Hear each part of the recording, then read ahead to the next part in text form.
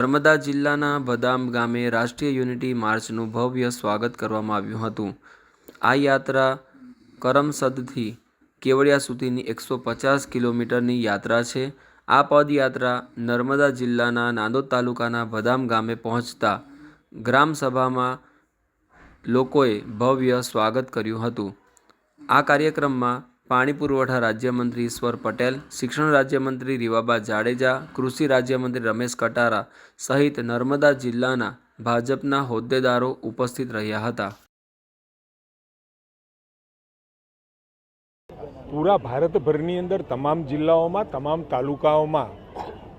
સરદાર પટેલે કરેલું ભારતને એક કરવાનું કામ એકતા દિવસ, જેને આપણે એકતા દિવસનું નામ આપ્યું છે, એ એકતા દિવસ ઉજવવા અને 150મી જન્મ જયંતિ જ્યારે સરદાર વલ્લભભાઈ પટેલની થતી હોય ત્યારે એ ઇતિહાસને પુનઃ જાગરણ કરવાનો વિષય છે અને એમને કરેલી મહેનત, એમને કરેલો પુરુષાર્થ અને જે રાજાઓએ પોતાની રિયાસતો ભારતમાંના ખોળે ખુશી ખુશીથી ચરણે ધરી હતી અને સરદાર વલ્લભભાઈ પટેલે પણ કેટલીક રિયાસતો એવી હતી, હૈદરાબાદ, જૂનાગઢ જેવી, કે જે રિયાસતો ભારતમાં ભળવાની ના પાડતી હતી, એવી રિયાસતોને પણ યેન કેન પ્રકારણ કૂટનીતિથી ભારતમાં જોડી આદરણીય પ્રધાનમંત્રી મોદી સાહેબે ખૂબ મોટું 182 મીટરનું સ્ટેચ્યુ બનાવી અને દુનિયામાં એનું મહત્ત્વ એનું પ્રસ્થાપિત કર્યું છે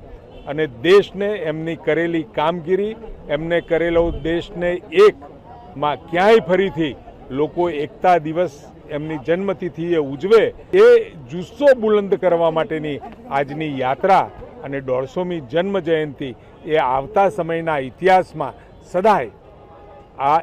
21મી સદી છે, 20મી સદીનો ઇતિહાસ અને 21મી સદીના ઇતિહાસ પછી પણ વખતો વખતના સદીઓના ઇતિહાસમાં આદરણીય મહાત્મા ગાંધી અને આદરણીય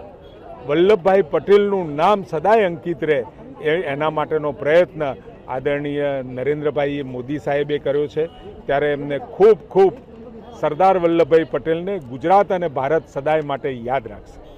आज यूनिटी मार्च जो कि 150 किलोमीटर की कुल है, उसका 9वां दिन नर्मदा जिला में प्रवेश हुआ है। मैं बहुत सौभाग्यशाली हूँ कि मुझे भी इसमें आज यूनिटी मार्च में हिस्सा लेने का सौभाग्य प्राप्त हुआ है। सरदार पटेल को नमन करने का, उनको स्मरण करने का, उनके द्वारा बताए हुए रास्ते पर चलने का इससे अच्छा कोई और माध्यम नहीं हो सकता। उन्होंने स्वतंत्रता के बाद देश को एकता के सूत्र में पिरोया था। उनका जन्म दिवस 150वां जन्म दिवस है। प्रधानमंत्री नरेंद्र मोदी जी ने उनका जन्म दिवस एकता दिवस के रूप में मनाने का तय किया और ये एकता मार्च पूरे देश को एक सूत्र में बांधने का एक संकल्प है। देश जब 2047 में प्रधानमंत्री नरेंद्र मोदी जी का सपना विकसित भारत का है, उसके लिए भारत को आत्मनिर्भर होना है, स्वदेशी अपनाना है और ये नरेंद्र मोदी जी ने इसको एकता के सूत्र में पिरोने के लिए सरदार वल्लभ भाई पटेल के जन्म दिवस को 150वीं जयंती को एकता मार्च के रूप में पूरे देश में सब जिलों में एकता मार्च निकली है। और ये 11 दिन का